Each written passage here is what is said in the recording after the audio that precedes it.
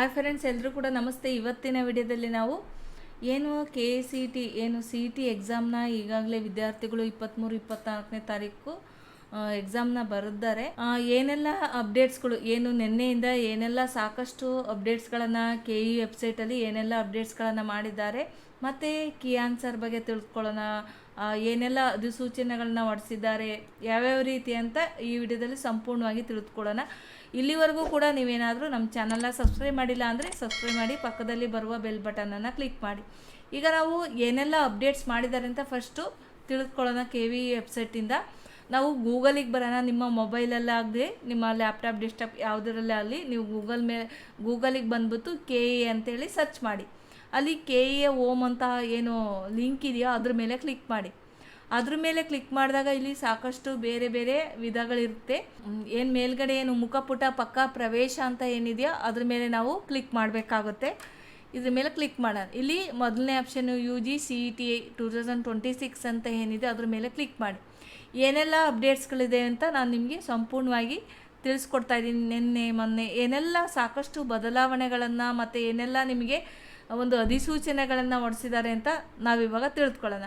ಈಗ ನಿನ್ನೆಯಿಂದ ಒಂದು ನಾನು ವಿಡಿಯೋದಲ್ಲಿ ಹೇಳಿದ್ದೆ, OMR ಸೀಟ್ಗಳನ್ನು ಅಪ್ಲೋಡ್ ಮಾಡಿದ್ದಾರೆ ಕೆಲವೊಂದು ಜಿಲ್ಲೆದು.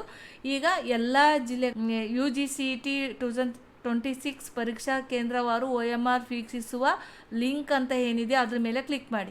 ವಿಡಿಯೋದಲ್ಲಿ ತೋರಿಸಿದಾಗ 2 ಡಿಸ್ಟಿಕ್ ಇದ್ದು, ಇವಾಗ ಎಲ್ಲ ಡಿಸ್ಟಿಕ್ಗಳ ಒಂದು OMR ಸೀಟು ನೀವು ನೋಡ್ಬೋದು. ಎಲ್ಲ ಡಿಸ್ಟಿಕ್ಗಳಿಗೂ ಇವಾಗ ಶೋ ಆಗ್ತಾ ಇದೆ. ಮುಂಚೆ ಬೆಂಗಳೂರು ಮತ್ತು ಧಾರವಾಡ ಮಾತ್ರ ಶೋ ಆಗ್ತಾಯಿತ್ತು. ಎಲ್ಲ ಡಿಸ್ಟಿಕ್ಗಳ ವಿದ್ಯಾರ್ಥಿಗಳ OMR ಸೀಟ್ನ ಆಯಾ ಪರೀಕ್ಷಾ ಕೇಂದ್ರಗಳಲ್ಲಿ ಏನೇನು ಬರೆದಿರ್ತವೆ ಎಕ್ಸಾಮ್ಗಳು, ಆಯಾ ಕೇಂದ್ರಗಳಲ್ಲಿ ನಿಮ್ಮ ಮಗುವಿನ OMR ಸೀಟ್ನ ನೀವು ನೋಡ್ಕೋಬೋದು. ಇಲ್ಲಿ ಚೆಕ್ ಮಾಡ್ಕೋಬೋದು ಅಪ್ಡೇಟ್ ಆಗಿದೆಯೋ ಇಲ್ವೋ ಅಂತೇಳಿ. ಈ ರೀತಿ OMR ಸೀಟ್ ಕೂಡ ಅಪ್ಡೇಟ್ ಫುಲ್ ಎಲ್ಲ ಜಿಲ್ಲೆಗಳದ್ದು ಒಂದು OMR ಸೀಟ್ನ ಅಪ್ಡೇಟ್ ಮಾಡಿದ್ದಾರೆ. ಇಲ್ಲಿ ವೆಬ್ಸೈಟಲ್ಲಿ ನೋಡ್ಕೊಳ್ಳಿ. ನೆಕ್ಸ್ಟ್ ನಿನ್ನೆ ಏನು ಅಪ್ಡೇಟ್ಸ್ ಮಾಡಿದ್ದಾರೆ ಅಂದರೆ, ಮಕ್ಕಳು ಬರೆದಿದ್ದಂಥ ಎಕ್ಸಾಮ್ ಕ್ವಶನ್ ಪೇಪರ್ ಇತ್ತು ಅದಕ್ಕೆ ಕೀ ಆನ್ಸರ್ಗಳನ್ನು ಕೊಟ್ಟಿದ್ದಾರೆ. ಇಲ್ಲಿ ಕೀ ಆನ್ಸರ್ ಇಲ್ಲಿ UGCET 2026 ಕೀ ಉತ್ತರ 26/4/2026ನೇ ತಾರೀಕಿನಿಂದ ಇದನ್ನು ಕೀ ಆನ್ಸರ್ನ ಬಿಟ್ಟಿದ್ದಾರೆ. ನಿಮ್ಮ ಒಂದು ಕೀ ಆನ್ಸರ್ನ ನೀವು ಚೆಕ್ ಮಾಡ್ಕೋಬೋದು. ಇದ್ರ ಮೇಲೆ ಕ್ಲಿಕ್ ಮಾಡಿದ್ರೆ ಇಲ್ಲಿ ಒಂದು UGCET 2000 ಪ್ರಮುಖ ಉತ್ತರ ಟಿಪ್ಪಣಿ ಬಗ್ಗೆ ಒಂದು ಅಧಿಸೂಚನೆ ಇದೆ. ಅದ್ರ ಬಗ್ಗೆ ಫಸ್ಟ್ ತಿಳ್ಕೊಳ್ಳೋಣ, ಆಮೇಲೆ ಉಳಿದ ಸಬ್ಜೆಕ್ಟ್ಗಳ ಕೀ ಆನ್ಸರ್ ಬಗ್ಗೆ ತಿಳ್ಕೊಳ್ಳೋಣ. ಈಗ ಇದ್ರ ಮೇಲೆ ಕ್ಲಿಕ್ ಮಾಡೋಣ. ಈ ರೀತಿಯಾಗಿ ಅದ್ರ ಮೇಲೆ ಕ್ಲಿಕ್ ಮಾಡಿದಾಗ ಒಂದು ಅಧಿಸೂಚನೆ ಏನೆಲ್ಲ ಇದೆ ಅಂತ ನಾವು ಒಂದು PDF ಫೈಲಲ್ಲಿ ಓಪನ್ ಆಗುತ್ತೆ. ಇದು 23-24ನೇ ತಾರೀಕು ಎಕ್ಸಾಮ್ನ ಬರೆದಿರ್ತಾರ ವಿದ್ಯಾರ್ಥಿಗಳು, ಆ ಎಲ್ಲ ಒಂದು ವಿದ್ಯಾರ್ಥಿಗಳ ಒಂದು key version code 16 version code ಇರುತ್ತೋ, A1 A3 A2 A4 ಈ ಥರ 16 ವರ್ಷನ್ ಕೋಡ್ಗಳಲ್ಲಿ ಅವರು ಎಕ್ಸಾಮ್ನ ನಡೆಸಿದ್ರು. ಆ ಒಂದು 16 ವರ್ಷನ್ ಕೋಡ್ಗಳ ಎಲ್ಲ ಒಂದು ಕೀ ಆನ್ಸರ್ಗಳನ್ನು ಬಿಟ್ಟಿದ್ದೀವಿ ಅಂತ ಇಲ್ಲಿ ಅಧಿಸೂಚನೆ ಹೊರಡಿಸಿದ್ದಾರೆ. ಅದೇ ರೀತಿ ಇಲ್ಲೊಂದು ವೆಬ್ಸೈಟನ್ನು ಕೊಟ್ಟಿದ್ದಾರೆ. ಇಲ್ಲಿ ವೆಬ್ಸೈಟ್ ಇದೆ, ಇಲ್ಲಿ ನೋಡ್ಕೋಬೋದು. ಈ ಒಂದು ಲಿಂಕ್ ಮುಖಾಂತರ 30/4/2024 ಸಂಜೆ 5ರೊಳಗೆ ನೀವು ಆಕ್ಷೇಪಣೆಗಳನ್ನು ಸಲ್ಲಿಸೋದಾದರೆ ಸಲ್ಲಿಸ್ಬೋದು. ಆಕ್ಷೇಪಣೆ ಅಂದರೆ ಯಾವ ರೀತಿ ಇರುತ್ತೆ ಅಂದರೆ, ನಿಮಗೆ ಸಂಬಂಧ ಪಡದೇ ಇರೋವಂಥ ಒಂದು ಕ್ವಶನ್ ಬಂದಿರುತ್ತೆ ಅಂತ ತಿಳ್ಕೊಳ್ಳೋಣ. ಈ ರೀತಿಯಾಗಿ ಯಾವುದೇ ಒಂದು ಆಕ್ಷೇಪಣೆಗಳನ್ನು ನೀವು ಸಲ್ಲಿಸೋದಾದರೆ ನೀವು 30ನೇ ತಾರೀಕೊಳಗೆ ಆಕ್ಷೇಪಣೆಗಳನ್ನು ಸಲ್ಲಿಸಬೇಕಾಗುತ್ತೆ. ಅಂದರೆ ಒಂದು ಟಿಕೆಟ್ ರೈಸ್ ಕಂಪ್ಲೇಂಟ್ ರೈಸ್ ಥರ ಆ ಥರ ಒಂದು ಸಲ್ಲಿಸಲಿಕ್ಕೆ ಒಂದು ಅವಕಾಶವನ್ನು ಕೊಟ್ಟಿದ್ದಾರೆ. ಅದ್ರದ್ದು ಕೂಡ ಒಂದು ಲಿಂಕ್ ಇದೆ. ಆ ಒಂದು ವೆಬ್ಸೈಟ್ ಮುಖಾಂತರನೇ ನೀವು ಆ ಒಂದು ಟಿಕೆಟ್ ರೈಸ್ನ ಮಾಡಬೇಕಾಗುತ್ತೆ. ಯಾವ ರೀತಿ ಅಂತ ಹೇಳ್ತೀನಿ. ಅದಾದಮೇಲೆ ಆಕ್ಷೇಪಣೆಗಳನ್ನು ಸಲ್ಲಿಸಬೇಕಾದ್ರೆ ನೀವು ಏನು ಕ್ರಮವನ್ನು ವಹಿಸಬೇಕಾಗುತ್ತೆ ಅಂತಲೂ ಕೂಡ ಇಲ್ಲಿ ಅಧಿಸೂಚನೆಯನ್ನು ಹೊರಡಿಸಿದ್ದಾರೆ. ಆಕ್ಷೇಪಣೆಗಳನ್ನು ಸಲ್ಲಿಸುವ ಸಂದರ್ಭದಲ್ಲಿ ಪತ್ರಿಕೆಯ ವಿವರ ಆ ಒಂದು ಬಗ್ಗೆ ವಿವರವನ್ನು ತಿಳಿಸ್ಬೇಕು. ಮತ್ತು ಯಾವ ದಿನ ನೀವು ಯಾವ ಸಬ್ಜೆಕ್ಟ್ ಯಾವ ಕ್ವಶನ್ ಬಗ್ಗೆ ನೀವು ಈ ಒಂದು ಟಿಕೆಟ್ನ ರೈಸ್ ಮಾಡಬೇಕು ಅಂದ್ಕೊಂಡಿರೋ, ಆಕ್ಷೇಪಣೆಯನ್ನು ರೈಸ್ ಮಾಡಬೇಕು ಅಂತಿರೋ ಆ ಒಂದು ಎಕ್ಸಾಮ್ನ ಯಾವತ್ತು ಬರ್ದಿರೋ, 23ನೇ ತಾರೀಕು ಬರ್ದಿರೋ 24ನೇ ತಾರೀಕು ಬರ್ದಿರೋ ಒಂದು ಸಬ್ಜೆಕ್ಟ್ ಅಂತ ಕೇಳ್ತಾರೆ. Version code A1 A3 A2 ಈ ಥರ B1 B2 B3 C1 C2 C3 ಯಾವ ಒಂದು ವರ್ಷನ್ ಕೋಡ್ ಪೇಪರ್ನ ನೀವು ಬರ್ದಿರಾ, ಯಾವ ಸ್ಟೂಡೆಂಟ್ ಆಕ್ಷೇಪಣೆ ಸಲ್ಲಿಸ್ತಾರೋ ಅವರು ವರ್ಷನ್ ಕೋಡ್ ಆದಮೇಲೆ ಆ ಒಂದು ಪ್ರಶ್ನೆಯ ಸಂಖ್ಯೆ ಅಂದರೆ ಕ್ವಶನ್ ನಂಬರನ್ನು ಹಾಕಬೇಕು. ಅಲ್ಲಿ ಯಾವ ಕ್ವಶನ್ಗೆ ನೀವು ಆಕ್ಷೇಪಣೆಯನ್ನು ಸಲ್ಲಿಸ್ತಾ ಇದ್ದೀರಾ, ಟಿಕೆಟ್ ರೈಸ್ ಮಾಡ್ತಾ ಇದ್ದೀರಾ, ಹಾಗೂ ನಿಮ್ಮ ಹತ್ರ ಅದಕ್ಕೆ ಸಂಬಂಧಪಟ್ಟ ಯಾವುದಾದ್ರೂ ದಾಖಲೆ, ಇದು ನಮಗೆ ಈ ಒಂದು ಕ್ವಶನ್ ನಮ್ಮ ಸಬ್ಜೆಕ್ಟಿಗೆ ಬರೋದೇ ಇಲ್ಲ, ಇದನ್ನು ನೀವು ಕೊಟ್ಟಿರೋ ಅಂಥದ್ದು ಹೊರಗಡೆ, ಅದಕ್ಕೆ ನಿಮ್ಮ ಹತ್ರ ಪೂರಕ ದಾಖಲೆ ಇರಬೇಕು. ಆ ಒಂದು ಪೂರಕ ದಾಖಲೆ ಇದ್ದರೆ ಅದನ್ನು PDF ರೂಪದಲ್ಲಿ ನೀವು ಅದನ್ನು ಹಾಕಿ ಅಲ್ಲಿ ಅಪ್ಲೋಡ್ ಮಾಡಿ ನೀವು ಆಕ್ಷೇಪಣೆಯನ್ನು 30/4/2026 ಒಳಗೆ ಅರ್ಜಿಯನ್ನು ಸಲ್ಲಿಸಬೇಕು ಅಂತೇಳಿ ಒಂದು ಅಧಿಕೃತ ಅಧಿಸೂಚನೆಯನ್ನು ಹೊರಡಿಸಿದ್ದಾರೆ. ಒಂದು ಕೀ ಉತ್ತರಗಳನ್ನು ನೋಡೋಣ. ಇವಾಗ ಯಾವ ಸಬ್ಜೆಕ್ಟ್ ವೈಸ್ ಕೀ ಉತ್ತರ ನೋಡಿದರೆ, ಈಗ ಫಸ್ಟ್ ಫಿಸಿಕ್ಸ್ ಮೇಲೆ ಕ್ಲಿಕ್ ಮಾಡಿದರೆ, ಫಿಸಿಕ್ಸ್ ಮೇಲೆ ಕ್ಲಿಕ್ ಮಾಡಿದಾಗ ಈ ರೀತಿಯಾಗಿ ಒಂದು PDF ಫೈಲ್ ಓಪನ್ ಆಗುತ್ತೆ. ಇದನ್ನು ನೀವು ಏನು ಪ್ರಿಂಟ್ ತಕ್ಕೊಂಡು ನೀವು ಚೆಕ್ ಮಾಡ್ಕೊಳ್ಳೋದು ಒಳ್ಳೆಯದು ಅನಿಸುತ್ತೆ. ಇದು A1 ಅನ್ನೋದು ವರ್ಷನ್ ಕೋಡ್, ನಿಮ್ಮ ಒಂದು ಕ್ವಶನ್ ಪೇಪರ್ ವರ್ಷನ್ ಕೋಡ್ ಆಗಿರುತ್ತೆ. ಇಲ್ಲಿ ಪಕ್ಕದಲ್ಲಿ ಕೀ ಅಂತ ಏನಿದೆಯೋ ಅದು ಆನ್ಸರ್, ರೈಟ್ ಆನ್ಸರ್ನ ಅವರು ಕೊಟ್ಟಿರೋವಂಥದ್ದು, ಯಾವ ಕ್ವಶನ್ಗೆ ಯಾವ ರೈಟ್ ಆನ್ಸರ್ ಅಂತೇಳಿ. ಇದು A2 A3 ಈ ಥರ ಎಲ್ಲ ವರ್ಷನ್ ಕೋಡ್ಗಳ ಕೀ ಆನ್ಸರ್ ಇಲ್ಲಿದೆ. ನೀವು ಇದನ್ನು ಡೌನ್ಲೋಡ್ ಮಾಡ್ಕೋಬೇಕಾಗುತ್ತೆ. ಈ ರೀತಿ ಎಲ್ಲ ವರ್ಷನ್ ಕೋಡ್ಗಳು, ಏನು 16 ವರ್ಷನ್ ಕೋಡ್ ಅಂತ ಹೇಳಿದಾರಲ್ಲ, ಆ ಎಲ್ಲ ವರ್ಷನ್ ಕೋಡ್ಗಳು ಕೂಡ ಇಲ್ಲಿದೆ. ಅದ್ರ ಜೊತೆಗೆ ಅದರ ಕೀ ಆನ್ಸರ್ ಇದೆ. ಇದು ಫಿಸಿಕ್ಸ್ ಸಬ್ಜೆಕ್ಟಿಗೆ ಸಂಬಂಧಪಟ್ಟದ್ದು. ನಿಮ್ಮ ಏನು ಪೇಪರ್ ಯಾವ ವರ್ಷನ್ ಕೋಡ್ ಇರುತ್ತೋ ಅದನ್ನು ನೀವು ಆ ಲೈನಲ್ಲಿ ನೀವು ಬರೆದಿರೋಂಥ ಏನು ಈಗ ಹೆಂಗೂ OMR ಶೀಟ್ನ ಅಪ್ಲೋಡ್ ಮಾಡಿದ್ದಾರೆ, ಅಥವಾ ನಿಮಗೂ ಒಂದು ಫೋಟೋ ಕಾಪಿ ಜೆರಾಕ್ಸನ್ನು ಕೊಟ್ಟಿರ್ತಾರ, ಅದನ್ನು ನೀವು ನೋಡಿಕೊಂಡು ನೀವು ಎಷ್ಟು ಮಾರ್ಕ್ಸ್ ನೀವೇ ವ್ಯಾಲ್ಯೂಯೇಷನ್ ಮಾಡ್ಕೊಳ್ಳೋ ಅಂಥದ್ದು, ಎಷ್ಟು ಮಾರ್ಕ್ಸಿಗೆ ನೀವು ಬರ್ದಿರಾ ಅನ್ನೋದು ನೀವೇ ಕನ್ಫರ್ಮ್ ಮಾಡ್ಕೊಂಬಿಡ್ಬೋದು ಇವಾಗಲೇ. ಈಗ ಅದಾದಮೇಲೆ ಈಗ ಕೆಮಿಸ್ಟ್ರಿದು ಕೂಡ ಓಪನ್ ಮಾಡೋಣ. ಕೆಮಿಸ್ಟ್ರಿದು ಕೂಡ PDF ಫೈಲಲ್ಲಿ ಇಟ್ಟಿದ್ದಾರೆ. ಇದನ್ನು ಕೂಡ A1 A2 A3 ಈ ಥರ ಎಲ್ಲ 16 ವರ್ಷನ್ ಕೋಡ್ಗಳಲ್ಲೂ ಕೂಡ ಇದಕ್ಕೂ ಆನ್ಸರ್ ಇಟ್ಟಿದ್ದಾರೆ. ಇದನ್ನು ಕೂಡ ನೀವು ನಿಮ್ಮ ವರ್ಷನ್ ಕೋಡ್ ಯಾವುದಿರುತ್ತೋ ನಿಮ್ಮ ಪೇಪರ್ ಅದನ್ನು ಆ ಲೈನಲ್ಲಿ ನೀವು ಚೆಕ್ ಮಾಡ್ತಾ ಹೋಗಿ. ಇದನ್ನು ಕೂಡ ಇನ್ನು ಮ್ಯಾಥ್ಸ್ ನೋಡೋಣ. ಏನು ಮ್ಯಾಥ್ಸ್ ಈಗ PDF ಫೈಲಲ್ಲಿದೆ. ಇದನ್ನು ಕೂಡ ಒಂದು ಪ್ರಿಂಟ್ ಹಾಕ್ಕೊಂಡು ನಿಮ್ಮ ವರ್ಷನ್ ಯಾವುದಿದೆ ಅದನ್ನು ನೀವು ಕೂಡ ಚೆಕ್ ಮಾಡ್ಕೋಬೋದು. ಅದೇ ರೀತಿ ಬಯಾಲಜಿನೂ ಕೂಡ ಸೇಮ್ ಇರುತ್ತೆ. ಈಗ ಬಯಾಲಜಿ ಓಪನ್ ಮಾಡಿದ್ದೀನಿ. ಇಲ್ಲಿ ಮೇಲ್ಗಡೆ ಸಬ್ಜೆಕ್ಟ್ ನೇಮ್ ಇರುತ್ತೆ, ಕೀ ಮತ್ತು ಆನ್ಸರ್ ಅಂತ ಇರುತ್ತೆ. ಇಲ್ಲಿ ನೀವು ಇದು ಕೂಡ ಆಯಾ ಸಬ್ಜೆಕ್ಟಿಂದು ನೀವು 4 ಸಬ್ಜೆಕ್ಟ್ಗಳ ಕೀ ಆನ್ಸರ್ನ ಬಿಟ್ಟಿದ್ದಾರೆ. ನೀವು ನಿಮ್ಮ ಒಂದು ಆನ್ಸರ್ ಎಷ್ಟಿದೆ ಅನ್ನೋದನ್ನ ನೀವು ಚೆಕ್ ಮಾಡ್ಕೊಳ್ಳಿ.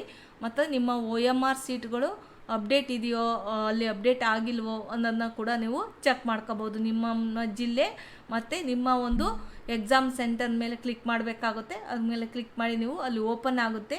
ನಿಮ್ಮ OMR ಸೀಟ್ನ ನೀವು ಅಲ್ಲಿ ಚೆಕ್ ಮಾಡ್ಕೊಳ್ಳಿ. ನೀವು ಇವಾಗ ನಿಮ್ಮ OMR ಸೀಟ್ ನೋಡ್ಕೊಳ್ರಿ. ನಿಮ್ಮ ಕೀ ಆನ್ಸರ್ಗಳನ್ನು ಡೌನ್ಲೋಡ್ ಮಾಡ್ಕೊಂಡು ನೀವು ಚೆಕ್ ಮಾಡಿದ ಮೇಲೆ ಅದಕ್ಕೆ ಸಂಬಂಧಪಟ್ಟ ಏನಾದರೂ ನೀವು ಟಿಕೆಟನ್ನು ರೈಸ್ ಮಾಡಬೇಕು ಅಂದರೆ ಇಲ್ಲೊಂದು ಲಿಂಕ್ ಇದೆ, UGCET 2026 ಪ್ರಮುಖ ಉತ್ತರಗಳಿಗಾಗಿ ಆಕ್ಷೇಪಣೆ ಲಿಂಕ್ ಅಂತ 27/4/2026 ನಿನ್ನೆಯಿಂದ ಒಂದು ಆಕ್ಷೇಪಣೆ ಅಂದರೆ ಟಿಕೆಟನ್ನು ರೈಸ್ ಮಾಡಲಿಕ್ಕೆ ನಿಮಗೊಂದು ಲಿಂಕನ್ನು ಕೊಟ್ಟಿದ್ದಾರೆ.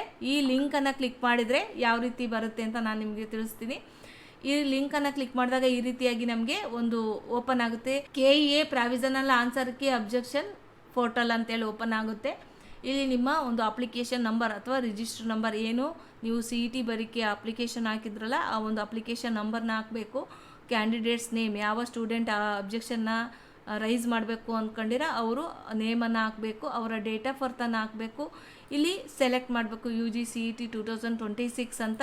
ಇಲ್ಲಿ ಕೆಳಗಡೆ ಕೊಟ್ಟಿರುವಂಥ ಒಂದು ಕ್ಯಾಪ್ಚರ್ ಕೋಡ್ನ ಹಾಕಿ ಲಾಗಿನ್ ಆಗಬೇಕಾಗುತ್ತೆ. ಲಾಗಿನ್ ಆದಮೇಲೆ ನಿಮಗೆ ಏನೆಲ್ಲ ಅಲ್ಲಿ ಕೇಳುತ್ತೆ ಅದನ್ನು ಫಿಲ್ ಮಾಡಿ, ಅದಕ್ಕೆ ಸಂಬಂಧಪಟ್ಟ PDF ಫೈಲ್ ಇದ್ದರೆ PDF-ಅನ್ನು ಹಾಕಿ, ನಿಮ್ಮ ವರ್ಷನ್ ಕೋಡ್ನ ಹಾಕಿ, ನಿಮ್ಮ ಪ್ರಶ್ನೆ ಪತ್ರಿಕಾ ಸಂಖ್ಯೆಯನ್ನು ಹಾಕಿ, ನಿಮ್ಮ ಪ್ರಶ್ನೆಯ ಸಂಖ್ಯೆಯನ್ನು ಹಾಕಿ, ಆ ರೀತಿಯಾಗಿ ಫಿಲ್ಲನ್ನು ನೀವು ಅಬ್ಜೆಕ್ಷನ್ನ ಮಾಡ್ಬೋದು.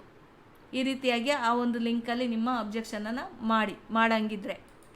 ಇಲ್ಲಿ ಇನ್ನೊಂದು ಏನು ಅಂದರೆ 22ನೇ ತಾರೀಕೊಂದು ಬಿಟ್ಟಿದ್ದಾರೆ UGCET 2026 ವಿಶೇಷ ವರ್ಗದ ದಾಖಲೆಗಳ ಸಲ್ಲಿಕೆಗೆ ಪ್ರಕಟಣೆ. ಅಂದರೆ ಯಾರೆಲ್ಲ ಏನು ಸ್ಪೋರ್ಟ್ಸ್ ಕೋಟಾ ಆಗಲಿ, NCC ಕೋಟಾದಲ್ಲಿ ಆಗಲಿ, ಡಿಫೆನ್ಸ್ ಆಗಲಿ, ಡಿಫೆನ್ಸ್ ಆಗಲಿ, ಆ ಒಂದು ಕೋಟಾದಲ್ಲಿ CET ಒಂದು ಸೀಟ್ಗಳನ್ನು ಕ್ಲೈಮ್ ಮಾಡಲಿಕ್ಕೆ ನೀವು ಬಯಸಿರ್ತೀರಲ್ಲ, ಯಾವೆಲ್ಲ ವಿದ್ಯಾರ್ಥಿಗಳು ಹಾಕಿದ್ದೀರ ಅದಕ್ಕೊಂದು ಅಧಿಸೂಚನೆ ಇದೆ.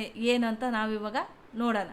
ಈ ಒಂದು ಸ್ಪೋರ್ಟ್ಸ್ ಕೋಟಾದಲ್ಲಿ CAPF, CRPF, CISF, BSF, IT BP ಈ ಥರ X defence, CRPF, defence, scouts and guides, Anglo Indian ಅಂತ ಅಥವಾ NCC ಈ ಒಂದು ಕೋಟಾದಲ್ಲಿ ನೀವು CETನ ಕ್ಲೈಮ್ ಮಾಡಲಿಕ್ಕೆ ಬಯಸಿದಂಥ ವಿದ್ಯಾರ್ಥಿಗಳು ಏನೆಲ್ಲ ಮಾಡಬೇಕು ಅಂತ ಇವತ್ತಿನ ವಿಡಿಯೋದಲ್ಲಿ ನಾವು ತಿಳ್ಕೊಳ್ಳೋಣ. ಸ್ಪೋರ್ಟ್ಸ್ ವಿದ್ಯಾರ್ಥಿಗಳು ಏನಾದರೂ ಸ್ಪೋರ್ಟ್ಸ್ ಕೋಟಾದಲ್ಲಿ ನೀವು CETನ ಕಂಡಕ್ಟ್ ಮಾಡಿದರೆ 5/5/2026 6/5/2026, 7/5/2020 ಅಂದರೆ ಏನು ನಿಮ್ಮ ಡಾಕ್ಯುಮೆಂಟ್ಸ್ಗಳನ್ನು ವೆರಿಫೈ ಮಾಡೋಕ್ಕೆ ನೀವು ಬೆಂಗಳೂರು KE ಪ್ರಾಧಿಕಾರಕ್ಕೆ ಹೋಗಿ ನೀವು ಡಾಕ್ಯುಮೆಂಟ್ಸನ್ನು ವೆರಿಫೈ ಮಾಡ್ಕೋಬೇಕಾಗುತ್ತೆ. ಅದೇ ರೀತಿ CRPF ಮತ್ತು CAPF ಈ ಥರ ವಿದ್ಯಾರ್ಥಿಗಳು ನೀವು ಕ್ಲೈಮ್ ಮಾಡಿದರೆ 8ನೇ ತಾರೀಕು ಮೇ ತಿಂಗಳು 5ನೇ ತಿಂಗಳು 8ನೇ ತಾರೀಕು ನೀವು ಬೆಂಗಳೂರಿಗೆ ಹೋಗಿ ಪರೀಕ್ಷಾ ಪ್ರಾಧಿಕಾರ KE ಬೆಂಗಳೂರು ಪರೀಕ್ಷಾ ಕೇಂದ್ರಕ್ಕೆ ಹೋಗಿ ನೀವು ಒಂದು ಏನು ಡಾಕ್ಯುಮೆಂಟ್ಸ್ಗಳನ್ನು ವೆರಿಫೈ ಮಾಡಬೇಕಾಗುತ್ತೆ. ಅದು ಬೆಳಗ್ಗೆ 9:30ರಿಂದ ಸಂಜೆ 5:30ವರೆಗೂ ಟೈಮ್ ಇರುತ್ತೆ. ಅಷ್ಟರೊಳಗೆ ನೀವು ಹೋಗಿ ಒಂದು ವೆರಿಫೈ ಮಾಡ್ಕೋಬೇಕಾಗುತ್ತೆ. ಅದೇ ಎಕ್ಸ್ ಡಿಫೆನ್ಸ್ ಮತ್ತು CAPF ಆ ಕ್ಲೈಮಲ್ಲಿ ಏನಾದರೂ ಮಾಡಿದರೆ ನೀವು 9ನೇ ತಾರೀಕು ಮತ್ತು 10ನೇ ತಾರೀಕು ಮೇ ತಿಂಗಳು, 4ನೇ ತಿಂಗಳಲ್ಲ 5ನೇ ತಿಂಗಳು ಮೇ ತಿಂಗಳು 9 ಮತ್ತು 10ನೇ ತಾರೀಕು ನೀವು ಹೋಗಿ ಕೂಡ ನಿಮ್ಮ ಕೋಟಾದಲ್ಲಿ ನೀವು ಕ್ಲೈಮ್ ಮಾಡೋದಾದರೆ ನೀವು ನಿಮ್ಮ ಒಂದು ಡಾಕ್ಯುಮೆಂಟ್ಸ್ಗಳನ್ನು ವೆರಿಫೈ ಮಾಡಿಸ್ಕೊಂಬರ್ಬೇಕಾಗುತ್ತೆ. ಅದೇ ಡಿಫೆನ್ಸ್ ಏನಾದರೂ ನೀವು ಕ್ಲೈಮ್ ಮಾಡ್ತಿದ್ರೆ 11 ಮತ್ತು 12ನೇ ತಾರೀಕು ಮೇ ತಿಂಗಳು 11 ಮತ್ತು 12ನೇ ತಾರೀಕು ಹೋಗಿ ನೀವು ನಿಮ್ಮ ಒಂದು ಏನು ಡಾಕ್ಯುಮೆಂಟ್ಸ್ಗಳನ್ನು ವೆರಿಫೈ ಮಾಡಬೇಕಾಗುತ್ತೆ. ಅದೇ ಸ್ಕೌಟ್ಸ್ ಆ್ಯಂಡ್ ಗೈಡ್ಸ್ ಮತ್ತು ಕ್ಲೈಮ್ ಆಂಗ್ಲೋ ಇಂಡಿಯನ್ಗೆ ಏನಾದರೂ ನೀವು ಕ್ಲೈಮ್ ಮಾಡಿದರೆ 13/5/2026 13ನೇ ತಾರೀಕು ಮೇ ತಿಂಗಳು 2026 ಅವತ್ತು ನೀವು ಮಾತ್ರ ಆಯಾ ಇದಕ್ಕೆ ವರ್ಗಗಳಿಗೆ ಕ್ಯಾಟಗರಿಗೆ ಸಂಬಂಧಪಟ್ಟವರು ಆಯಾ ಡೇಟಿಗೆ ಮಾತ್ರ ಹೋಗಿ ಡಾಕ್ಯುಮೆಂಟ್ಸ್ಗಳನ್ನು ವೆರಿಫೈ ಮಾಡ್ಕೊಂಬಂದಿರಬೇಕಾಗುತ್ತೆ. NCC ಕೋಟಾದಲ್ಲಿ ಏನಾದರೂ ನೀವು ಕ್ಲೈಮ್ ಮಾಡಬೇಕು ಅಂದರೆ ನಿಮ್ಮ ಒಂದು ಡಾಕ್ಯುಮೆಂಟ್ಸ್ಗಳನ್ನು 14 ಮತ್ತು 15ನೇ ತಾರೀಕು ಆ 2 ದಿನದಲ್ಲಿ ನೀವು ನಿಮ್ಮ ಡಾಕ್ಯುಮೆಂಟ್ಸ್ಗಳನ್ನು ಆಫೀಸಿದ ಕಚೇರಿಗೆ ಹೋಗಿ ಮಲ್ಲೇಶ್ವರಂ ಬೆಂಗಳೂರು ಅಲ್ಲಿರುವಂಥ ಕಚೇರಿಗೆ ಹೋಗಿ ನೇರವಾಗಿ ನಿಮ್ಮ ಎಲ್ಲ ಡಾಕ್ಯುಮೆಂಟ್ಸ್ಗಳನ್ನು ಅದಕ್ಕೆ ಸಂಬಂಧಪಟ್ಟ ಎಲ್ಲ ಡಾಕ್ಯುಮೆಂಟ್ಸ್ಗಳನ್ನು ಮತ್ತು ಪ್ರಮಾಣ ಪತ್ರಗಳನ್ನು ನೀವು ಅವರಿಗೆ ತೋರಿಸಿ ಅವರು ವೆರಿಫೈ ಮಾಡಿದರೆ ಅದು ವೆರಿಫೈ ಆಗುತ್ತೆ. ಈ ರೀತಿ ಇದು ಕೂಡ ಕ್ಯಾಟಗರಿ ಅಂದರೆ ಸ್ಪೆಷಲ್ ಕ್ಯಾಟಗರಿಯವರಿಗೆ ವಿಶೇಷ ಕ್ಯಾಟಗರಿಯವರಿಗೆ ಪ್ರಮಾಣ ಪತ್ರಗಳನ್ನು ಸಲ್ಲಿಸಲಿಕ್ಕೆ ಒಂದು ದಿನಾಂಕವನ್ನು ಅವರು ಕೊಟ್ಟಿರ್ತಾರೆ. ಇದಕ್ಕೆ ಅವರೇನಾದರೂ ಡಾಕ್ಯುಮೆಂಟ್ಗಳು ವೆರಿಫೈ ಮಾಡಲಿಲ್ಲ ಅಂದರೆ ಅವರು ರಿಜೆಕ್ಟ್ ಆಗ್ತಾರೆ. ಇದನ್ನು ಗಮನದಲ್ಲಿಟ್ಕೊಂಡು ಯಾರ್ಯಾರು ಯಾವ್ಯಾವ ವಿಶೇಷ ಕ್ಯಾಟಗರಿಯಲ್ಲಿ ಕ್ಲೈಮನ್ನು ಮಾಡಿದ್ದೀರಾ ಈ ಒಂದು ಡೇಟನ್ನು ನೋಟ್ ಮಾಡಿಟ್ಕೊಂಡು ನಿಮ್ಮ ಯಾವುದಿರುತ್ತೋ ಅದನ್ನು ಆ ಡೇಟಿಗೆ ಹೋಗಿ ನೀವು ಬೆಂಗಳೂರು ಪರೀಕ್ಷಾ ಪ್ರಾಧಿಕಾರಕ್ಕೆ ಹೋಗಿ ನೀವು ನಿಮ್ಮ ಡಾಕ್ಯುಮೆಂಟ್ಸ್ಗಳನ್ನು ವೆರಿಫೈ ಮಾಡಿಸ್ಕೊಂಬನ್ನಿ ಅಂತ ಎಲ್ಲ ವಿದ್ಯಾರ್ಥಿಗಳಿಗೂ ನಾನು ನಿಮಗೆ ಈ ಒಂದು ವಿಡಿಯೋದ ಮುಖಾಂತರ ತಿಳಿಸ್ಕೊಡ್ತಾ ಇದ್ದೀನಿ. ಈಗ ಏನು BSc ಅಗ್ರಿಗೆ ಏನು ಕೃಷಿ ಕೋಟಾದಲ್ಲಿ ಯಾರೆಲ್ಲ ನಾವು 50% ಕ್ಲೈಮ್ನ ಮಾಡಬೇಕು, ರೈತರ ಮಕ್ಕಳು ಅಂಥೇಳಿ ಕೃಷಿನೇ ಅವರ ಒಂದು ಮೂಲ ಆದಾಯ ಅಂತೇಳಿ ನಾವು ರೈತರ ಮಕ್ಕಳು ಅಂತೇಳಿ ಕೃಷಿ ಕೋಟಾದಲ್ಲಿ ಹೇಗೆ ಒಂದು BSc ಅಗ್ರಿಗೆ ನೀವು 50% ಕೋಟಾನ ಬಯಸಲಿಕ್ಕೆ ಯಾರೆಲ್ಲ ಮಕ್ಕಳು ಅಪ್ಲೈ ಮಾಡಿದ್ರೋ ಅವರಿಗೆ ಸಾಕಷ್ಟು ಬದಲಾವಣೆಗಳನ್ನು ತರ್ತಾ ಇದ್ದಾರೆ. ಇಲ್ಲಿ ಸಾಕಷ್ಟು ಬೇರೆ ಬೇರೆ ವಿಧಗಳಿದೆ. ಒಂದು ಎಕ್ಸಾಮ್ನು ಕೂಡ ಮುಂದೂಡಿದ್ದಾರೆ. ಏನೆಲ್ಲ ಮುಂದೂಡಿದ್ದಾರೆ, ಯಾವ ರೀತಿ ಪರಿಷ್ಕರಣೆ ಮಾಡಿದ್ದಾರೆ, ಏನೆಲ್ಲ ಅಧಿಸೂಚನೆಗಳನ್ನು ಹೊರಡಿಸಿದ್ದಾರೆ ಅಂತ ನಾವು ಇವಾಗ ತಿಳಿದುಕೊಳ್ಳೋಣ. ಕೃಷಿ ಕೋಟಾದಲ್ಲಿ ಹೋಗುವಂಥ ಎಕ್ಸಾಮ್ನ ಬರೆಯುವಂಥ BSc ಅಗ್ರಿಗೆ ಕೃಷಿ ಕೋಟಾದಲ್ಲಿ ಏನೆಲ್ಲ ಮಾಡಿದ್ದಾರೆ ಇಲ್ಲಿ ನೋಡ್ಬೋದು. ಅರ್ಹರು ಯಾರು, ಈ ಒಂದು ಎಕ್ಸಾಮ್ಗೆ ಅರ್ಹರು ಯಾರು ಮತ್ತು ಅನರ್ಹರು ಯಾರು ಅಂತೇಳಿ ಅದ್ರದ್ದು ಪಟ್ಟಿನೂ ಕೂಡ ಬಿಟ್ಟಿದ್ದಾರೆ. ಇದ್ರ ಮೇಲೆ ಕ್ಲಿಕ್ ಮಾಡಿ ಕೃಷಿ ಪ್ರಾಯೋಗಿಕ ಪರೀಕ್ಷೆ ಅರ್ಹತಾ ಪಟ್ಟಿ ಅಂದರೆ ಅರ್ಹರು ಇರುವಂಥವ್ರು ಇದನ್ನ ಮೇಲೆ ಕ್ಲಿಕ್ ಮಾಡಿ ಯಾರೆಲ್ಲ ಅರ್ಹತೆಯನ್ನು ಪಡ್ಕೊಂಡಿರ್ತಾರೆ ಅವ್ರ ಎಲ್ಲರ ಹೆಸರು ಮತ್ತು ಅವರ ಎಲ್ಲ ಒಂದು ಎಕ್ಸಾಮ್ ಸೆಂಟರ್ ಕೂಡ ಇಲ್ಲಿ ನೋಡ್ಬೋದು. ಯಾರೆಲ್ಲ ಅರ್ಹರಿದ್ದಾರೋ ಯಾರೆಲ್ಲ ಕರೆಕ್ಟ್ ಅವರ ಡಾಕ್ಯುಮೆಂಟ್ಸ್ಗಳು ಕರೆಕ್ಟ್ ಯಾರು ಅಪ್ಲೈ ಮಾಡಿರ್ತಾರೋ ಅವರ ಡಾಕ್ಯುಮೆಂಟ್ಸ್ಗಳು ಯಾರೆಲ್ಲ ಕರೆಕ್ಟ್ ಇದ್ದಾರೋ ಅವ್ರದ್ದೆಲ್ಲರದ್ದು ಕೂಡ ಒಂದು ಲೀಸ್ಟನ್ನು ಮಾಡಿದ್ದಾರೆ. ಇದು ಎಕ್ಸಾಮಿಗೆ ಹೋಗುವಂಥ ಮಕ್ಕಳು, ಎಕ್ಸಾಮ್ಗೆ ಅವರ ಡಾಕ್ಯುಮೆಂಟ್ಸ್ಗಳು ಕರೆಕ್ಟ್ ಇದ್ದು ಅವರು ಅಪ್ಲೈ ಮಾಡಿರ್ತಾರಲ್ಲ ಅವರ ಒಂದು ಲೀಸ್ಟನ್ನು, ಅರ್ಹತೆ ಇರುವಂಥ ವಿದ್ಯಾರ್ಥಿಗಳ ಲೀಸ್ಟ್ ಆಗಿರುತ್ತೆ ಇದು. ನೆಕ್ಸ್ಟ್ ನೋಡೋದಾದರೆ ನಾವು ಅರ್ಹತೆ ಇಲ್ಲದೆ ಇರೋಂಥವ್ರು ಅಂದರೆ ಯಾಕೆ ರಿಜೆಕ್ಟ್ನ ಮಾಡಿದ್ದಾರೆ, ಏನೆಲ್ಲ ರೀಸನ್ನ ಕೊಟ್ಟಿದ್ದಾರೆ ಅನ್ನೋದನ್ನ ನಾವು ಇವತ್ತು ತಿಳ್ಕೊ. ಇಲ್ಲಿ ನೋಡ್ಬೋದು ಈ ಒಂದು ವಿದ್ಯಾರ್ಥಿಗಳ ಹೆಸರನ್ನು ಕೂಡ ಕೊಟ್ಟಿದ್ದಾರೆ, ಅವರ ಒಂದು ಎಕ್ಸಾಮ್ ಸೆಂಟ್ರನ್ನು ಕೊಟ್ಟಿದ್ದಾರೆ, ಯಾಕೆ ಅವರ ಒಂದು ಅರ್ಹತೆಯನ್ನು ರಿಜೆಕ್ಟ್ ಮಾಡಿದ್ದೀವಿ ಅನ್ನೋದಕ್ಕೂ ಕೂಡ ಇಲ್ಲಿ ಲಾಸ್ಟ್ ಕಾಲಮಲ್ಲಿ ಆ ಒಂದು ರಿಜೆಕ್ಟಿಗೆ ಏನು ಅನ್ನೋದನ್ನ ಅವರು ತಿಳಿಸಿದ್ದಾರೆ. ಅದನ್ನು ನೋಡಿಕೊಂಡು ನಿಮಗೆ ಮತ್ತೊಂದು ಬಾರಿ ಅವಕಾಶವನ್ನು ಕೊಟ್ಟಿದ್ದಾರೆ. ನೀವು ಮತ್ತೆ ಡಾಕ್ಯುಮೆಂಟ್ಸ್ಗಳನ್ನು ಅಪ್ಲೋಡ್ ಮಾಡಲಿಕ್ಕೆ ನೀವು ಅಪ್ಲೋಡ್ ಮಾಡ್ಬೋದು. ಎಷ್ಟನೇ ತಾರೀಕುವರೆಗೂ ಮಾಡ್ಬೋದು, ಎಷ್ಟನೇ ತಾರೀಕು ತನಕ ಎಕ್ಸಾಮ್ನ ಮುಂದೂಡಿದ್ದಾರೆ ಅಂತ ಇವಾಗ ತಿಳಿದುಕೊಳ್ಳೋಣ. ಇಲ್ಲಿ ಫಸ್ಟ್ ನೀವು ಯಾರು ಅರ್ಹತೆಯನ್ನು ಇದ್ದಾರೆ, ಯಾರು ಅರ್ಹರಿಲ್ಲ ಅನ್ನೋದನ್ನ ನೀವು ಫಸ್ಟ್ ಚೆಕ್ ಮಾಡ್ಕೊಳ್ಳಿ. ಏನು ಮುಂಚೆ ಅಧಿಸೂಚನೆ ಹೊರಡಿಸಿರೋ ಥರ 29/4/2026 ಎಕ್ಸಾಮ್ ನಡಿಬೇಕಿತ್ತು. KE ಅವರು ಪರೀಕ್ಷಾ ಪ್ರಾಧಿಕಾರದವ್ರು ಏನು ಮಾಡಿದ್ದಾರೆ, ಮಕ್ಕಳು 3ನೇ ತಾರೀಕು ನೀಟ್ ಎಕ್ಸಾಮ್ನ ಬರೆಯೋ ಒಂದು ಇದಿರುತ್ತೆ. ಆ ಮಕ್ಕಳಿಗೆ ಓದಲಿಕ್ಕೆ ಮತ್ತು ನೀಟ್ ಎಕ್ಸಾಮ್ ಕಂಡಕ್ಟ್ ಮಾಡೋಕ್ಕೆ ಮತ್ತು ಈ ಎಕ್ಸಾಮ್ನು ಕಂಡಕ್ಟ್ ಮಾಡೋಕ್ಕೆ ಕಷ್ಟ ಆಗುತ್ತೆ ಅನ್ನೋ ಒಂದು ದೃಷ್ಟಿಯಿಂದ ಇರುವಂಥ ಒಂದು ಎಕ್ಸಾಮ್ನ ಯಾರು ಈ ಒಂದು ಕೃಷಿ ಕೋಟದಲ್ಲಿ BSc ಅಗ್ರಿಗೆ ಹೋಗಬೇಕು, ನಾವು ಕೃಷಿ ನಮ್ಮ ತಂದೆ ತಾಯಿ ಅಥವಾ ನಮ್ಮ ಫ್ಯಾಮಿಲಿಯವರು ಕೃಷಿಯಿಂದನೇ ಇರೋದು ಅಂತೇಳಿ ಯಾರೆಲ್ಲ ಬಯಸಿದ್ರೋ ಆ ಒಂದು ಎಕ್ಸಾಮ್ ಕೃಷಿ ಕೋಟದಲ್ಲಿ ಬರುವಂಥ ಎಕ್ಸಾಮು ಒಂದು ಪ್ರಾಯೋಗಿಕ ಎಕ್ಸಾಮ್ ಏನಿರುತ್ತೆ ಅದು 29ಕ್ಕಿತ್ತು. ಅದು 29/4/2026 ಅದನ್ನು ಈ ಒಂದು ನೀಟ್ ಎಕ್ಸಾಮ್ಗೋಸ್ಕರ 10/5/2026 ಅವರು ಮುಂದೂಡಲಾಗಿದೆ. ಅಲ್ಲಿವರೆಗೂ ಕೂಡ ಮುಂದೂಡಿದ್ದಾರೆ. 10ನೇ ತಾರೀಕು ಒಂದು BSc ಅಗ್ರಿಗೆ ಏನು ಕೋಟಕ್ಕೆ ಬಯಸ್ತಿದ್ದರೋ ಆ ಮಕ್ಕಳಿಗೆ 10ನೇ ತಾರೀಕು 5ನೇ ತಿಂಗಳವರೆಗೂ ಎಕ್ಸಾಮ್ನ ಮುಂದೂಡಿರ್ತಾರೆ. ಇದು ಒಂದು ಅಧಿಸೂಚನೆ ಆಗಿರುತ್ತೆ. ಈಗ ಒಂದು ಕೃಷಿ ಕೋಟದಲ್ಲಿ ಎಕ್ಸಾಮ್ನ ಏನು ಮುಂದೂಡಿದಾರೋ ಏನೆಲ್ಲ ಪರಿಷ್ಕರಣೆಗಳನ್ನು ಮಾಡಿದ್ದಾರೆ, ಆ ಒಂದು ಕೃಷಿ ಕೋಟದಲ್ಲಿ ಎಕ್ಸಾಮ್ನ ಏನೆಲ್ಲ ಪರಿಷ್ಕರಣೆಗಳನ್ನು ಪರಿಷ್ಕೃತ ಮಾಡಿದ್ದಾರೆ ಅನ್ನೋದನ್ನ ನಾವಿವಾಗ ತಿಳಿದುಕೊಳ್ಳೋಣ. ಯಾರೆಲ್ಲ ಒಂದು ಕೃಷಿ ಕೋಟಕ್ಕೆ ಸಂಬಂಧಪಟ್ಟ ಡಾಕ್ಯುಮೆಂಟ್ಸ್ಗಳನ್ನು ಅಪ್ಲೋಡ್ ಮಾಡಿರಲ್ಲ ಅಥವಾ ಈ ಥರ ಏನಾದ್ರು ರಿಜೆಕ್ಟ್ ಆಗಿರುತ್ತೋ ಅಥವಾ ಸರಿಯಾದ ದಾಖಲೆಗಳಿಲ್ಲದೆ ಹಾಗೆ ಅಪ್ಲೋಡ್ ಮಾಡದೆ ಬಿಟ್ಟಿರುವಂಥ ವಿದ್ಯಾರ್ಥಿಗಳಿಗೆ ಈಗ ಮತ್ತೊಂದು ಬಾರಿ ಕಾಲಾವಕಾಶವನ್ನು ಕೊಟ್ಟಿದ್ದಾರೆ. ಕೃಷಿ ಕೋಟದವರಿಗೆ ಡಾಕ್ಯುಮೆಂಟ್ಸ್ಗಳನ್ನ ಅಪ್ಲೋಡ್ ಮಾಡಲಿಕ್ಕೆ ಅಭ್ಯರ್ಥಿಯು ಮೂಲ ದಾಖಲೆಗಳನ್ನು ಆನ್ಲೈನ್ ಮೂಲಕ ಅಪ್ಲೋಡ್ ಮಾಡ್ಬೋದು. ಮತ್ತು ದಿನಾಂಕ 27/4/2026 ಸಾಯಂಕಾಲ ಸಂಜೆ 4 ಗಂಟೆ ನಂತರ, ಅಂದರೆ 27ನೇ ತಾರೀಕು ಸಂಜೆ 4 ಗಂಟೆ ಮೇಲೆ ದಿನಾಂಕ 4/5/2026 ಅಂದರೆ 4ನೇ ತಾರೀಕು 5ನೇ ತಿಂಗಳವರೆಗೂ ಮಧ್ಯಾಹ್ನ 12 ಗಂಟೆವರೆಗೂ ಅವರು ಡಾಕ್ಯುಮೆಂಟ್ಸ್ಗಳನ್ನು ಅಪ್ಲೋಡ್ ಮಾಡಲಿಕ್ಕೆ ಮತ್ತೆ ಒಂದು ಬಾರಿ ಅವಕಾಶವನ್ನು ಕೊಟ್ಟಿದ್ದಾರೆ. 28ನೇ ತಾರೀಕಿನಿಂದ 5ನೇ ತಾರೀಕುವರೆಗೂ ಅವರು ದಾಖಲೆಗಳನ್ನು ಅವರು ಪರಿಶೀಲಿಸ್ತಾರೆ. ಅದಾದಮೇಲೆ 7ನೇ ತಾರೀಕು ಒಂದು ಅಧಿಕೃತ ಅಂತಿಮ ಪಟ್ಟಿ, ಯಾರ್ಯಾರು ಮತ್ತೆ ಅರ್ಹರಿರ್ತಾರೆ ಯಾರು ಅರ್ಹರಿರಲ್ಲ ಅನ್ನೋದನ್ನ ಮತ್ತೊಂದು ಪಟ್ಟಿನ ಬಿಡುಗಡೆ ಮಾಡ್ತಾರೆ. ಮತ್ತು ಅದಾದಮೇಲೆ ಏನು ಆಲ್ ಟಿಕೆಟ್ನ ಡೌನ್ಲೋಡ್ ಮಾಡಲಿಕ್ಕೆ ನಿಮಗೆ 8ನೇ ತಾರೀಕು 5ನೇ ತಿಂಗಳು 2026ರಿಂದ 10ನೇ ತಾರೀಕು 5ನೇ ತಿಂಗಳು 2026 ಬೆಳಗ್ಗೆ 7 ಗಂಟೆವರೆಗೂ, ಅಂದರೆ 8 ಮತ್ತು 10ನೇ ತಾರೀಕುವರೆಗೂ, 8ನೇ ತಾರೀಕಿನಿಂದ 10ನೇ ತಾರೀಕಿನವರೆಗೂ ಬೆಳಗ್ಗೆ 7 ಗಂಟೆವರೆಗೂ ನಿಮಗೆ ಆಲ್ ಟಿಕೆಟ್ ಡೌನ್ಲೋಡ್ ಮಾಡಲಿಕ್ಕೆ ಬಿಡ್ತಾರೆ. ಅಂದರೆ ಈ ಒಂದು BSc ಅಗ್ರಿಗೆ ಯಾರೆಲ್ಲ ನೀವು ಪಡ್ಕೋಬೇಕು ಕೃಷಿ ಕೋಟದಲ್ಲಿ ಅಂತ ಹೇಳ್ತಾರೋ ಆ ಮಕ್ಕಳು ಅಪ್ಲೈ ಮಾಡಿರ್ತಾರೋ ಅವರಿಗೆ ಆಲ್ ಟಿಕೆಟ್ನ ಡೌನ್ಲೋಡ್ ಮಾಡೋಕ್ಕೆ. ಈ ಎಕ್ಸಾಮ್ ಇಡೀ ಕರ್ನಾಟಕದಲ್ಲಿ ಏಕಕಾಲದಲ್ಲೇ ನಡೆಯುತ್ತೆ, ಒಂದೇ ದಿನ ನಡೆಯೋದು. ಬೆಳಗ್ಗೆ 9 ಗಂಟೆಯಿಂದ ನೀವು 8 ಗಂಟೆಗೆ ಅಲ್ಲಿ ಏನು ಹಾಜರಿದ್ದು ಎಕ್ಸಾಮ್ ಸೆಂಟರ್ಗಳಿಗೆ ನಿಮ್ಮ ಸೆಂಟರ್ಗಳಿಗೆ ನೀವು ವರದಿಯನ್ನು ಅಲ್ಲಿ ಮಾಡ್ಕೋಬೇಕಾಗುತ್ತೆ. ನಿಮ್ಮ ಒಂದು ಪ್ರೆಸೆಂಟ್ ಇದ್ದೀವಿ ಅಂತೇಳಿ ಪ್ರಾಯೋಗಿಕ ಎಕ್ಸಾಮ್ನ ನೀವು ಬರಿಬೇಕಾಗುತ್ತೆ. 10ನೇ ತಾರೀಕು 5ನೇ ತಿಂಗಳು. ಯಾವಾಗ ನಿಮಗೆ ಈ ಒಂದು ಅಗ್ರಿಕೋಟದಲ್ಲಿ ಬರೆದಿರೋಂಥ ಎಕ್ಸಾಮ್ಗೆ ರಿಸಲ್ಟ್ ಯಾವಾಗ ಅನೌನ್ಸ್ ಅಂದರೆ 14/5/2026 ನಂತರ ರಿಸಲ್ಟನ್ನು ಅನೌನ್ಸ್ ಮಾಡ್ತಾರೆ.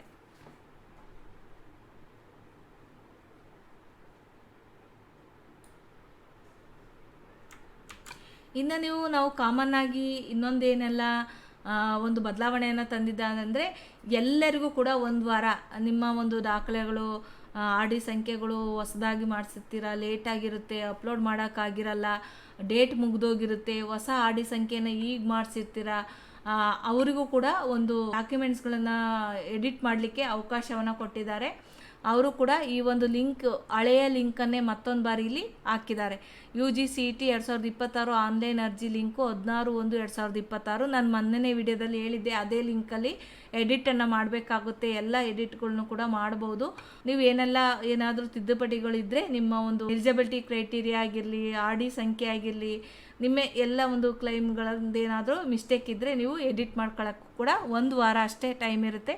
ಅಷ್ಟರೊಳಗೆ ನೀವು ಎಡಿಟನ್ನು ಮಾಡಬೇಕಾಗುತ್ತೆ. ಇಲ್ಲಿ ಮತ್ತೊಂದು ಇವತ್ತು ಅಪ್ಡೇಟ್ ಆಗಿರೋ ಹಾಗೆ UGCET 2026ಕ್ಕಿಂತ ಮೊದಲು PUCನ ಪೂರ್ಣಗೊಳಿಸಿದ CBSE ಮತ್ತು ICSC ಮತ್ತು ಇತರೆ ರಾಜ್ಯ ಮಂಡಳಿಯಿಂದ ಆಟೋ ಫೆಚಿಂಗ್ ಅಂಕಗಳಿಗಾಗಿ ಲಾಗಿನ್ ಮಾಡಿ ಅಂತೇಳಿ ಇವ್ರಿಗೆ ಏನು CBSE ಮತ್ತು ICSC ಸಿಲೆಬಸ್ಸನ್ನು ಯಾರು 2026ಕ್ಕಿಂತ ಮುಂಚೆ PUCನ ಮುಗಿಸಿ ಏನಾದರೂ CETಗೆ ಮತ್ತೊಂದು ಬಾರಿ ಬರೆಯೋಕ್ಕೆ ಯಾರು ಹಾಕಿರ್ತಾರೋ ಅವರಿಗೆ ಈ ಒಂದು ಹೊಸ ಲಾಗಿನ್ನ ಪೇಚ್ ಹಾಕಲಿಕ್ಕೆ ಡಿಜಿಟಲ್ ಲಾಕರ್ ಮುಖಾಂತರ ಅವರ ಒಂದು ಲಾಗಿನ್ ಅಥವಾ ಅವರ ಒಂದು ಡೀಟೇಲ್ಸ್ ಪೇಚ್ ಆಗಲಿಕ್ಕೆ ಈ ಒಂದು ಲಿಂಕನ್ನು ಕೂಡ ಇವತ್ತು ಹೊಸ ಲಿಂಕ್ ಆಗಿ ಅಪ್ಡೇಟ್ ಆಗಿ ಅವರು ಒಂದು ಲಿಂಕನ್ನು ಅಪ್ಡೇಟ್ ಮಾಡಿದ್ದಾರೆ.